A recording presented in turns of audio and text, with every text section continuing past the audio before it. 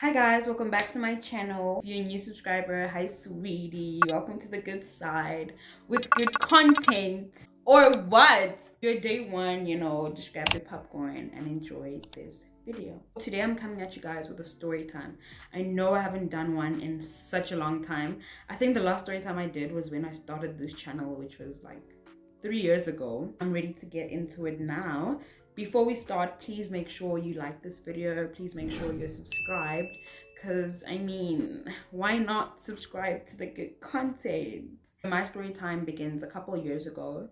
I was 18, fresh out of high school, right? And I just come out of a relationship, a very, very hectic high school relationship. And the relationship, it was an on and off relationship, so I personally was over it. Immediately when I left high school, I got a job. I worked in retail. Actually, I'll tell you guys a story about that one day. It was the worst, and I couldn't stand it. The hours, the time, it just wasn't a fruitful career, or it wasn't a fruitful, or rather should I say, it wasn't a fruitful job. I remember it vividly. I came into work the one day and my managers just went off at me for not folding the clothes right. And I was just like, you know what? I quit. Like, I don't need this. My manager threatened to not pay me at the end of the month because I've worked for so long, I deserve remuneration. And she refused. She was just like, you're not gonna get paid then. You're not even gonna get paid for what you worked. And I was like, there's no way. So I got back home and I actually told my mom about it. And she was like, oh no, you can actually go open a dispute at CIPC in town. So the next morning I woke up, so I went to CIPC to go open a legal dispute against this company. Mind you, I had never traveled to Pretoria CBD by myself. Like, every time I went, it was either with my mom or I was with my friends. I always had someone to fall back on if I got lost. I was never alone. But this specific day, I had to go to CIPC alone, wait in line, open my dispute. And when I was done, it was time to go home. So, so CIPC is dead fast in the middle of town. And I'm like, okay, I need to go home now. Uber wasn't an option because the Uber to my house was going to be like 250 Rand. I just couldn't afford that. So I had to take a taxi back home. And I didn't know where the taxi rank is in Pretoria CBD. Now I do, but like back then I didn't know. I call my mom. I ask her, I'm like, where's the taxi rank? I'm lost. I want to go back home. And she gives me these sus directions. And I'm like, I don't know what you're talking about. Don't tell me to go east. Don't tell me to like count robots. Just like tell me like the street names, so that I can actually plug it into Google Maps and, search it up. She's telling me, no, 2 robots down, you're gonna take a left, then you're gonna go straight, then you're gonna look at that other robot. I'm like, listen, lady, I'm not getting what you're saying at all. Okay, I hang up. I'm gonna figure this out by myself. I start walking in the direction of my house. Like, guys, I'm serious. I was like, okay, you know what? If this means I'm gonna walk back home 2 feet, BMW, I will do it. I realized that no, man, I'm just getting even more lost now. I'm getting lost. Like, this is not even fun. I'm not seeing taxis. I'm not seeing Jack. I'm just really getting lost now. And I have a breakdown in the middle of CBD Pretoria. I start crying because I'm just like, I'm lost. Like, I don't, and it felt like nobody cared that I was lost, because I'm telling my mom to come pick me up. She's like, no, I'm not gonna leave work just to come pick you up. Figure it out. And while I'm having this breakdown, there's a man in a Mercedes Benz literally just staring at me. When you're in that situation, I was too upset to even be embarrassed. Like, I was full on crying. He puts his window down and he's like, why are you crying? And I keep walking. So he drives slowly behind me. And I'm trying to ignore this man. And he's like, no, I can help you. Why are you crying? And then I just open up to him and I'm like, no, I'm lost. I don't know how to get back home. I'm not even from CBD. Like, I don't know how I'm gonna get back home. Uber's not an option right now.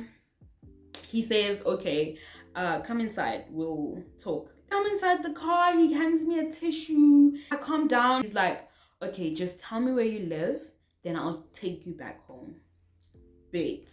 Takes me back home, and when we get to my place, he's like, listen, you know, I really like you. I really think it's fate that, you know, got us to meet. I think this relationship could go somewhere because there's no way we were in that specific place at that specific time today and it meant nothing. You know, all the sweet nothings that men tell you when they trying to court you. Okay, whatever. I give him my number. Couple days pass, hits me up. And he's like, what are you doing? Mind you, I've quit my job, so I'm not even working now. He's like, get dressed, I'm coming to pick you up. Sorry.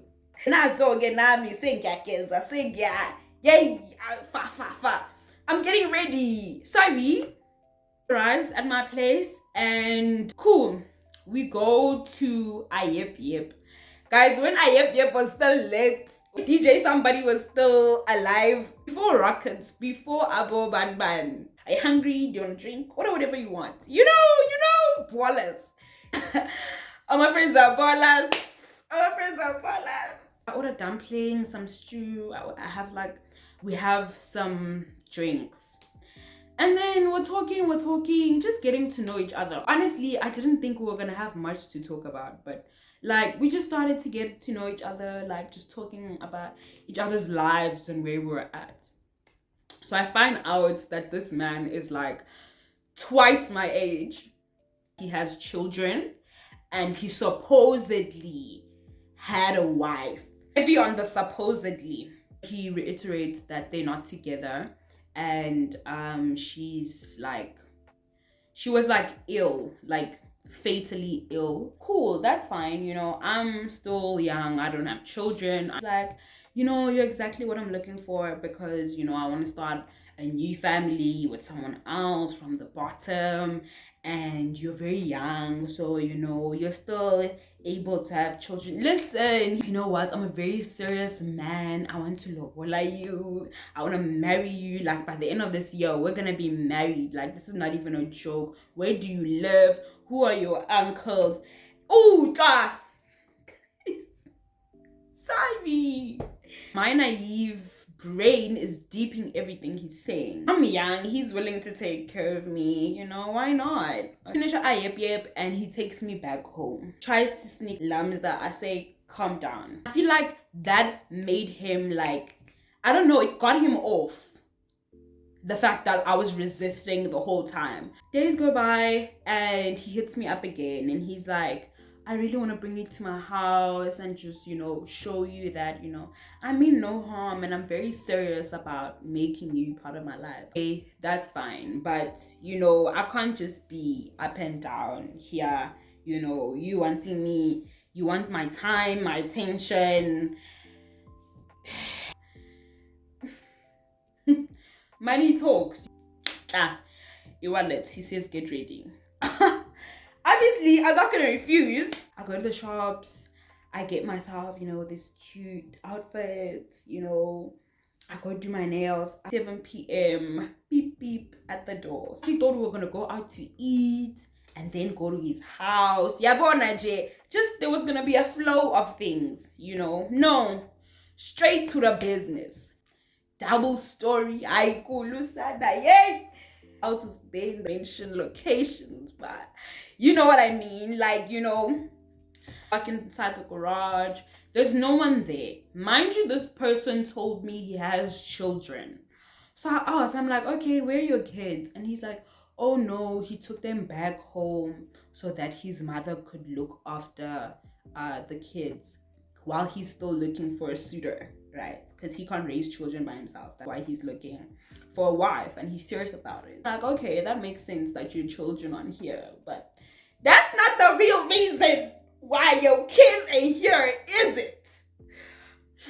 Have a bottle, we're chilling, listening to some music, you know, it's chill vibes. We're still We're talking. It's a phone call and he gets up to go answer it. Now, mind you, since I got inside this house, I haven't been to the bathroom. And you know, Nakes, you need to relieve yourself. So now I'm like, okay, let me just give myself a house tour while he's on the phone and look for the bathroom while I'm at it, you know. Like, there's a passageway basically with like 2 doors. And I'm assuming one of those doors has to be the bathroom, right? I try open the first door, it's locked. I'm like, okay, clearly that's not the bathroom.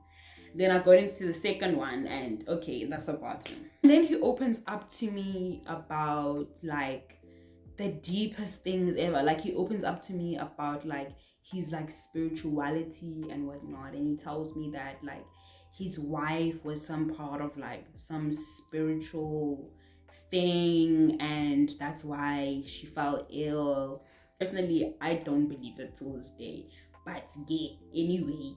Oh damn, like that's really deep. Time passes, the night is really flashing by, and I'm seeing that, you know, it's time. I need to go back home. This guy starts stalling now when it's time for me to go back home. Oh, don't you want to sleep over? Lynn, I can feel good, you know, like there's like an urge in me that wants to stay. But at the same time, I have this like urgency to get back home. Like there's something that's just like, no, just go back home. Like just go back home.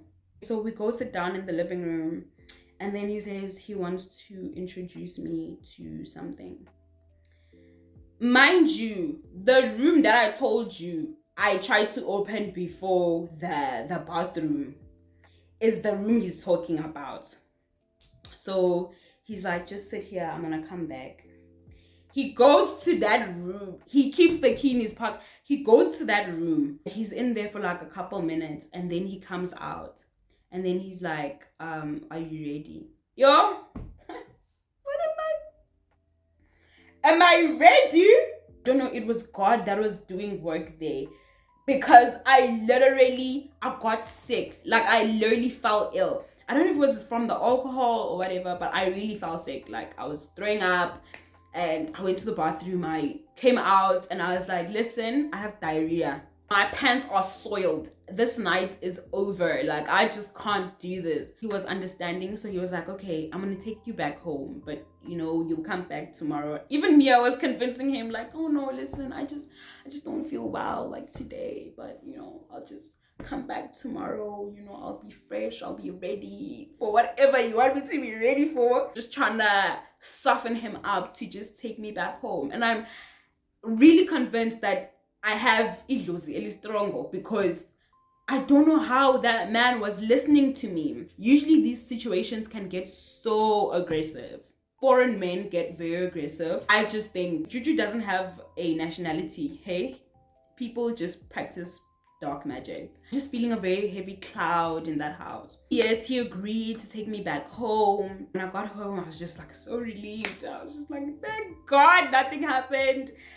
I had to block him, guys. I just had to block because I was not going back to that house and I was not going to give him any more chances to try and convince me or lure me into whatever he wanted to lure me into. I was so ready to become a stepmom. I was so ready to get lobolad.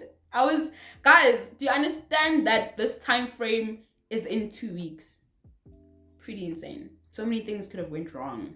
And yeah, that's the story, guys. I really hope you guys enjoyed it. I enjoyed telling it. Please comment down below any experiences you might have had with any older men. I really hope you learned something from this and just protect yourself when you go out there. I'll see you guys on the next one.